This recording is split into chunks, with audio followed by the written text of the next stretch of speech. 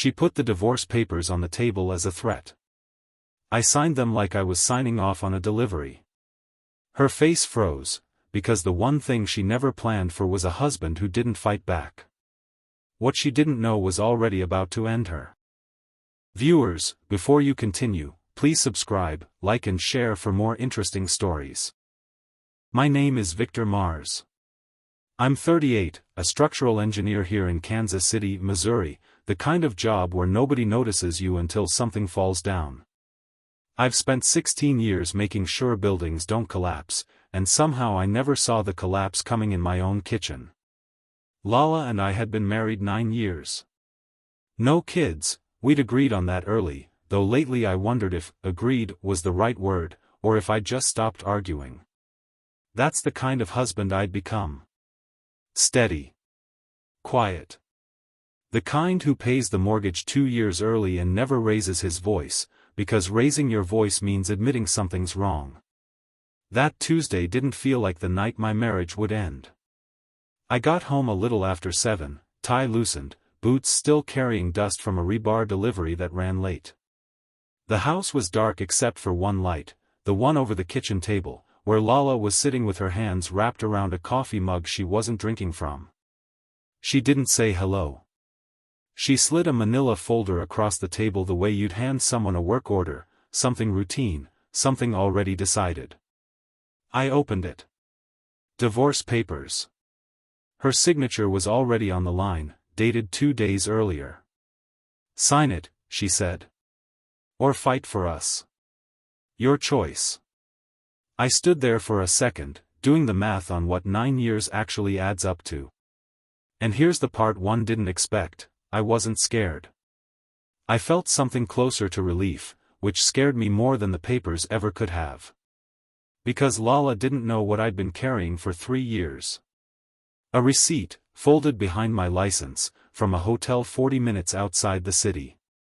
I never asked her about it. I told myself I was giving her the benefit of the doubt. The truth was simpler.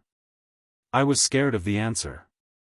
I signed both copies without dragging it out, the same way I sign off on a delivery slip.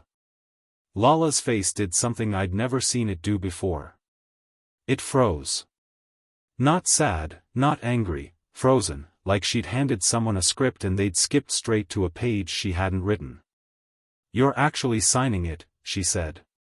It wasn't a question. You put them on the table, I said. I'm just finishing the sentence you started. She stood up so fast the chair scraped the floor. This wasn't supposed to happen like this. I asked her the only question that mattered. How was it supposed to happen? She didn't answer. She grabbed her keys and left, the folder still open on the table, her mug still half full and still warm. I sat there a long time after the door shut. Long enough for the warmth to leave the mug, long enough to remember the first year we were married, when she used to leave notes on the mirror before I woke up. I don't know when that stopped. I don't know if I noticed when it stopped, or if I just filed it away with everything else I wasn't looking at too closely. The receipt was still behind my license. I hadn't touched it in months, but I knew exactly where it was, the way you know where a scar is without looking at your arm. A hotel 40 minutes out, paid in cash, dated 3 years back. I'd built a version of my marriage around not asking about it. That night, sitting alone with a folder of divorce papers and a stranger's signature that used to be my wife's, I understood that not asking had never protected either of us. It had just given the silence somewhere to live. Her laptop was still on the counter, screen dark, one light blinking on the corner where it was still charging. I looked at it for a while before I told myself I wasn't going to open it. Then I got up, walked over, and opened it anyway.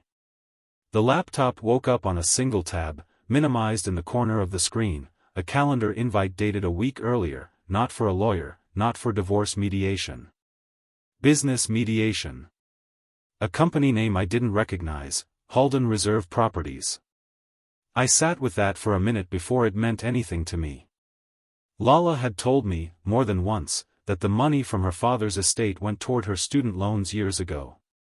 I remembered the conversation because I remembered feeling relieved, one less debt between us, one less thing to worry about. Standing in the kitchen at midnight, I realized I had never actually seen where that money went. I just believed her, the way you believe someone you've built 9 years around. I called Warwick the next morning, a guy who used to do contract work with an investment group Lala had mentioned once or twice, always in passing, always vague. I didn't expect much from the call. What I got instead was a name that landed like a weight. Halden Reserve Properties was under investigation for running an unlicensed investment scheme, promising returns on money that, as far as anyone could tell, didn't exist anymore. Lala wasn't just an investor, Warwick said. She'd brought people in. 6 of them, by his count, all friends of ours, all people who trusted her enough not to ask the questions I hadn't asked either. I sat in my truck outside the office for a long time after that call, engine off, dashboard lights the only thing on in the cab. I thought about the receipt again, and for the first time it occurred to me that the hotel might not have been about another man at all. It might have been about this. I didn't know which possibility scared me more, that she'd betrayed me with someone, or that she'd built something this size without me noticing at all. She came home 2 nights later looking like she hadn't slept, and I understood immediately that whatever had happened at that mediation hadn't gone the way she needed it to. "I need you to unsign those papers," she said, still standing in the doorway, still legally living there for another week. "Unsign," I said. "That's not a thing, Lala. This is bigger than us right now." I told her I knew about Halden Reserve. I watched the color drain out of her face in real time, slow and then all at once, like water leaving a tub. For 3 years I'd pictured this moment, the moment I finally said something about the receipt, about the silence, about all of it, and I'd always imagined myself louder than I actually was. "You don't understand what they'll do to me," she said, and her voice had a shake in it I hadn't heard before, not even when her father died. I believed her. That was the strange part. I'd spent 3 years assuming every version of her I couldn't see was some kind of performance, and here she was, not performing at all, just afraid. I thought about the 6 people Warwick mentioned, the Hendersons from 2 streets over, her cousin's husband, a woman from her old office who used to bring us tomatoes from her garden every August. I thought about whether any of them knew yet that the money wasn't sitting somewhere safe, growing the way she'd promised it would. "Why didn't you tell me any of this?" I asked her. She didn't answer right away. She sat down at the table across from me, in the same chair she'd been sitting in the night she slid the folder across, and for a moment neither of us said anything at all. "I didn't tell you," she finally said, "because you would have made me stop." I asked her what she meant. She said the hotel wasn't what I'd built it into over 3 years of silence. The man there had been one of Halden's founding partners, and the meeting had been the first time anyone showed her the actual books, the real numbers, not the projections they gave new investors. By the time she understood what she was looking at, she said, she was already responsible for other people's money. Already in too deep to walk away without admitting what she'd done. I don't know if that's the whole truth. I know it's the version she gave me sitting 3 feet away, with nothing left to gain by lying and everything left to lose either way. "You would have stopped me," she said again, quieter this time. And I didn't want to stop. Not until it was already too late to. I thought about every dinner where she'd mentioned a new client, a new opportunity, always in passing, always folded into some other conversation so I wouldn't ask too many questions. I thought about how good she'd gotten at that, not lying exactly, just arranging the truth so it never had to be looked at directly. I realized I'd been doing the same thing with the receipt for 3 years. We'd built an entire marriage on 2 people quietly agreeing not to look too hard. The overhead light flickered once, an old wiring issue neither of us had ever gotten around to fixing, and for half a second the kitchen went nearly dark before it steadied again. Neither of us reacted. We'd stopped being surprised by anything in that house a long time before that folder ever hit the table. I didn't tell her what I did next. I drove to Warwick's office the following afternoon and asked him one question: how do the 6 people she brought in get their money back, if there's anything left to get back? He said the only real path forward was full cooperation with investigators. Someone on the inside naming names, timelines, account numbers. Someone like Lala. I want to say I agonized over it, but the truth is simpler than that. I thought about the woman who used to bring us tomatoes every August, and I thought about 9 years of choosing comfort over honesty, and I decided I was done making that choice. I gave Warwick what I knew. Then I went home and waited to see whether Lala would arrive at the same decision on her own, or whether I'd have to watch her find out I'd already made it for her. She found out 2 days later, when an investigator called her directly using details only Warwick could have supplied. She showed up at the house angrier than I'd seen her since our first year of marriage, back when the fighting still meant something instead of just marking the end of something. "You turned me in," she said. "I gave 6 people a chance to get their money back," I said. "You can be angry at me for that, or you can be the reason this ends better than it's currently headed." Rain had started against the kitchen window, blurring the porch light outside until it smeared into a single soft shape. Her reflection doubled in the glass, like there were 2 versions of her standing there arguing with 2 versions of me. She didn't say anything else. She picked the folder up off the table, the same one, still sitting there since the night this all started, and walked out to her car. I didn't know, watching her taillights disappear down the street, whether she was driving toward the investigators or away from all of it for good. She cooperated. It took her 4 days to make that call. For days I spent going to work like a man whose life wasn't currently being sorted out by lawyers and federal investigators in another building across town. I kept expecting someone to ask me how I was holding up. Nobody did, because nobody knew yet. That's the strange privacy of a marriage ending. The world keeps assuming you're fine right up until the paperwork becomes public. Her cooperation reduced her exposure but didn't erase it. 18 months, suspended.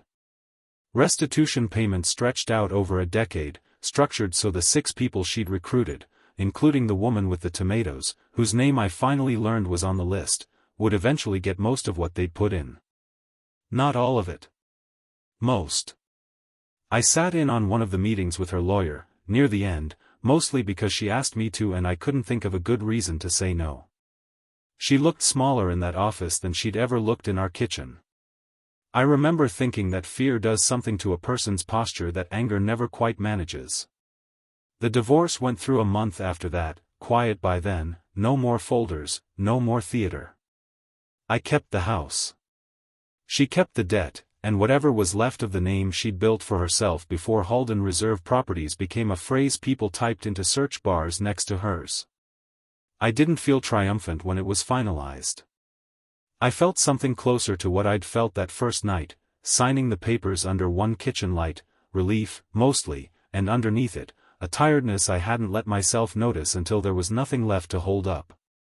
6 months out, the house is quieter in a way I'm still getting used to. Not empty exactly. Just quieter, the way a building settles once the crew's gone home and there's nobody left to notice the small sounds it makes on its own. I had the overhead light in the kitchen finally replaced. It doesn't flicker anymore. I don't know why that mattered to me as much as it did, but it felt like the first thing in that house I'd fixed instead of just lived around. The receipt is gone. I held onto it for 3 years like it was evidence of something, though I'm still not sure what, evidence against her, maybe, or evidence that I'd noticed things even when I said nothing about them. The night the divorce was finalized, I took it out from behind my license, read it one more time, and put it in the trash. It felt smaller than I expected.